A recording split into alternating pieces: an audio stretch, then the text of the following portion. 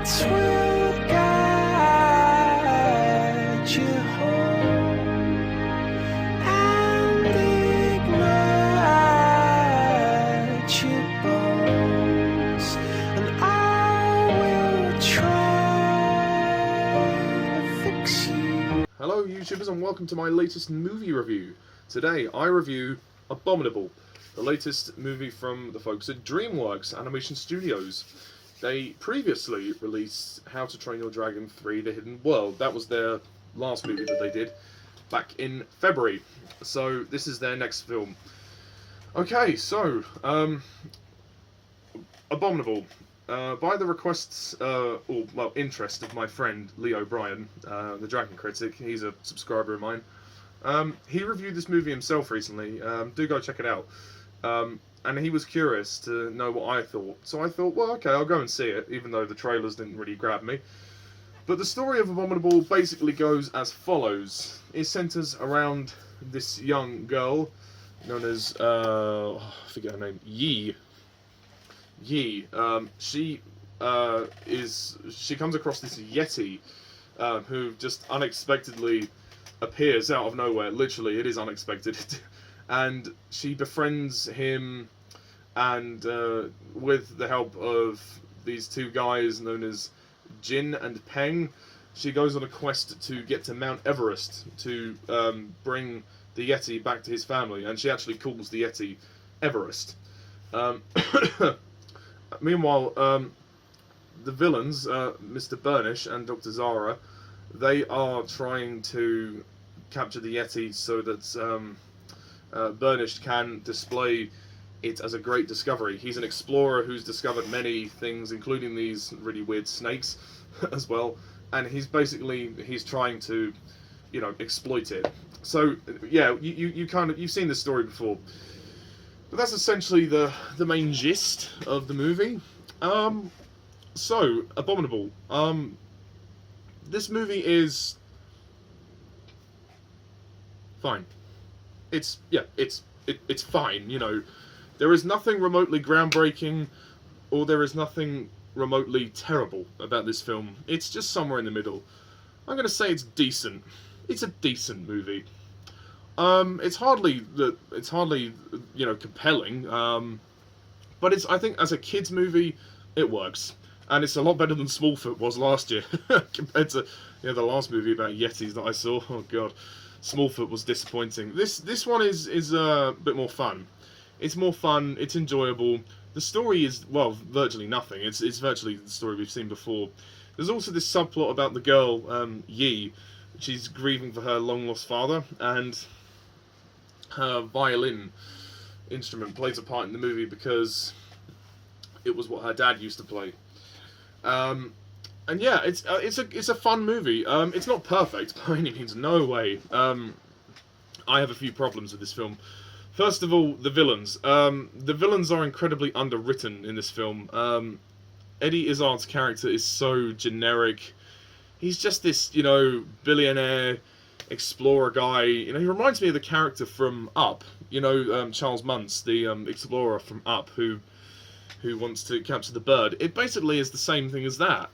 His character is so one-dimensional. Same with Dr. Zara. While she probably is the better of the two villains, she doesn't really do much in the film. I mean, she's essentially playing two personalities here. I think she gives a good performance because the actress is Sarah Paulson. She actually begins the movie with a British accent, and then like halfway through the movie, it's revealed that she has her own intentions, and she actually is American. She's disguising herself as this British zoologist to get the Yeti for herself. So, and she wants to outwit Burnish. So, there's a bit of conflict within the villains themselves, and I think the performance, her British accent wasn't actually that bad. It was quite convincing. So good for her. That was very good. But as a character, she really is she's nothing, which is a shame. You've also got, excuse me. You've got the main characters. Yi, yeah, she's fine. She's okay. The vocal performance is good.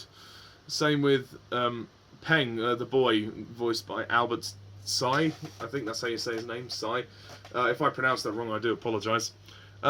He's definitely the comedic character in this film, and that's where I kind of go into the problems of this movie again. The comedy in this movie, it's very hit and miss. I think it is definitely comedy kids would probably like, but for me, I found it to be very lackluster. I laughed at a couple of jokes. There were some funny moments in there, but to me, the humor. Sorry, I've got a bit of a throat. The humor was very hit and miss. Overall, the humor really didn't work. It fell kind of flat, and also almost it was random. Like there was some random humor as well. And also, speaking of things that were random, when Yi meets the Yeti, it just literally falls out of the sky. It appears out of nowhere. It's being chased across, I think it's Tokyo, or I don't know where she lives. I think it's Tokyo or somewhere in Asia. It's never really explained. But yeah, so that was rather convenient. Also, there's this character called Jin. He's this sort of like pretty boy, hot dude who gets all the girls. And he sort of he's like a friend of the family. He's like a friend of Yi. Like there's no romantic interludes whatsoever. But him and Peng is his younger cousin, and they're very different. I mean, he's a total jerk, really, at the start of the film. He's this unlikable, pretty boy, and then he does learn to kind of let that go and sort of stick up for his family and be more responsible. So that's good. But he's not the most interesting character, and he is probably the most annoying character in the movie. There are some annoying moments, like Peng and Jin can be annoying at times. They can be annoying. Some of the whole scene when they find all the soda cans is a little bit unnecessarily long. You could have cut that scene down a little bit. I wasn't finding it funny, and I don't think many of the kids in the audience found it very funny. Those are the main cast members. The animation is good, and it does look very nice. It's very appealing, although the style of it is definitely more cartoony than previous films, like How to Train Your Dragon 3 and all of that. But yeah, I mean, it's not like the best animation ever, but it's good, and it works for what it is. The colours are nice. One other thing that didn't make sense, the Yeti can like hum. It goes and like it can make things grow. Like it can make the flowers grow, and it can make blueberries grow. Like what? Like, and it didn't make any sense. Like they didn't explain why that happened. It made no sense to me, but whatever. The only other cast members I should mention are Tsai Chin and Michelle Wong as Yi's. Sorry, I keep forgetting the name. Yi's grandmother and Yi's mother. They were good. They're only in the movie for a few minutes, but what they have is good. And it's a fun adventure. It goes on, and I think it's pleasant enough for kids to enjoy. But there is really nothing special about it. It really isn't anything particularly groundbreaking, and it is a step down after How to Train Your Dragon 3, which was a great movie. That's the thing with Dreamworks. Their quality is so inconsistent. It's like a seesaw. It's like one minute they do something really amazing, the next minute they do something not so good, and then the next minute they do something that's kind of subpar. So yeah, I'm just kind of getting used to that now. Yeah, the humor's random. It doesn't always work. The music is nice. They actually used the Coldplay song "Fix You," which is the music I've used in the opening titles, which is a good song. And I mean, the ending is good enough. I think I might have missed parts of the ending. I was starting to nod off towards the end, not because I was finding it boring, but I don't know. I was very tired. I don't know why. So yeah, but from what I could remember, the ending is very good and it's predictable. It's a movie for the kids, you know. I'm not going to judge it too harshly, because at the end of the day, I'm not the target audience for this movie. I'm just seeing it to review it. That's really the only reason I'll see it. It's nothing I would watch again. It's not Toy Story 4. Toy Story 4, it was very good. Was very good. That movie and How to Train Your Dragon 3 were probably the two best animated films of this year so far.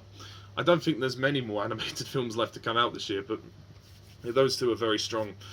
But as for this, it's good fun. It'll do to pass the time, but it's not special. The direction by Jill Culton is you know, it's all right.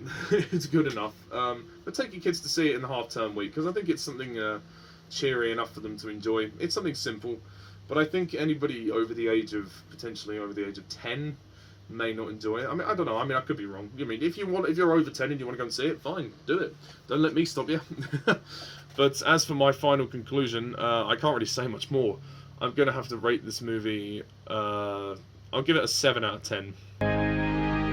Lights will guide you home.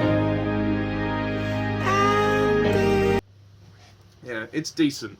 It's decent, but nothing major to me. So yeah, that's another one of my I mean, I was reviewing the Dreamworks movies anyway, so I guess I had to review this. So yeah, that's another one of my Dreamworks reviews done. So stay tuned for more videos. And until then, thank you all for watching. And as always, I'm Mr. Thomas11. See you later.